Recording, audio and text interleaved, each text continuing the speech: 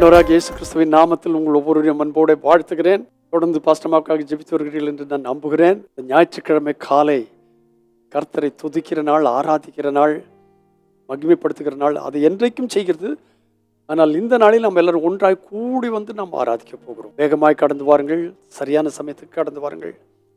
கர்த்தரை துதித்து நாம் மகிழ கர்த்தர் நமக்கு ஒத்தாசை பண்ணுவாராக. 8 மாலை மறக்கக்கூடாத, தவிர்க்கக்கூடாத ஒரு விசேஷ ஆராதனை மாலை 6 மணிக்கு நடைபெற உள்ளது. நம்முடைய செலிப்ரேட் ஜீசஸ். நம்ம எல்லாரும் சேர்ந்து ஆண்டவரை கொண்டாடுவோம். மனுஷனை கொண்டாட நாம் வருகிறதில்லை.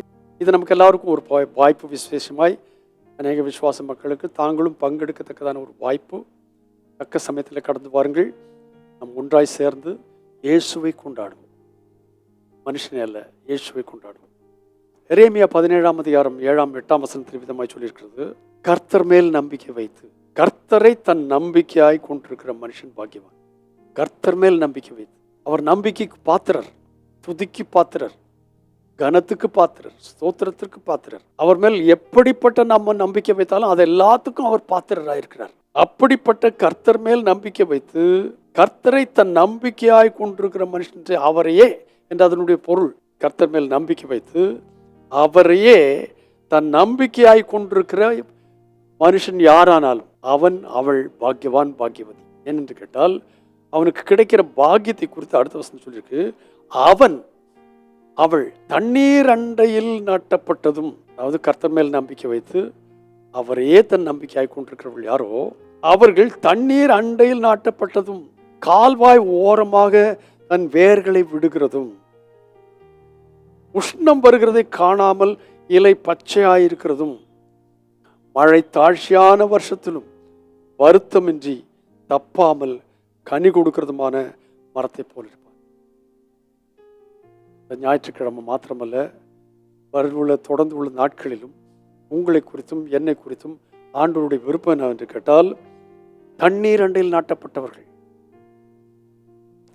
தண்ணீர் இல்லாத காய்ந்து போகக்கூடாது. வேத வசனத்தில் விதைப்பை குறித்து சொல்லியிருக்கிறது. சில விதைகள் கற்பாரின் மேல் விழுந்து உடனே முளைச்சிடுச்சு. ஆனால் அதுக்கு தண்ணீர் இல்லை. வெயில் பட்ட உடனே அது வாடி வதங்கி இல்லாமல் போகிறது. ஆனால் நல்ல நிலத்தில் விழுந்த விதையோ நன்றாய் செழிப்பாய் வளர்கிறது.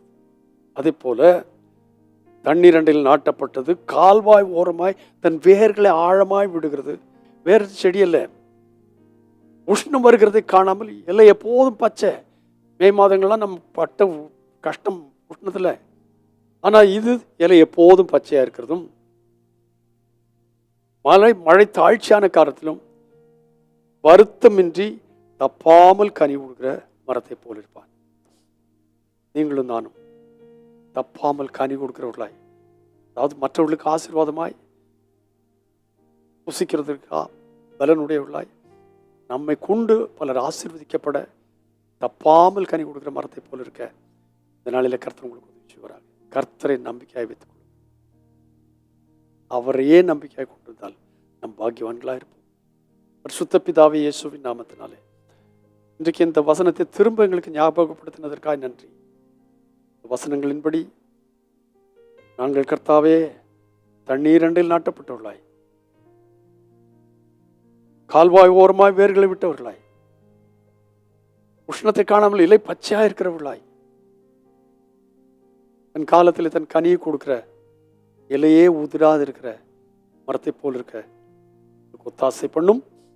அப்படி செய்தபடியாலும் கிறிஸ்துவ துதி கனமெல்லாம் உமக்கே ராஜா, இயேசு கிறிஸ்துவின் நாமத்தில் ஆமென். காலையிலே இலையுதிராது இருக்கிற மரத்தை போல, காலத்தில் தன் கனியை கொடுக்கிற மரத்தை போல காணப்பட கர்த்தர் உங்களுக்கும் எனக்கும் ஒத்தாசை பண்ணுவாராக. ஆலயத்தில் சந்திப்போம். God bless you abundantly again and again and again and again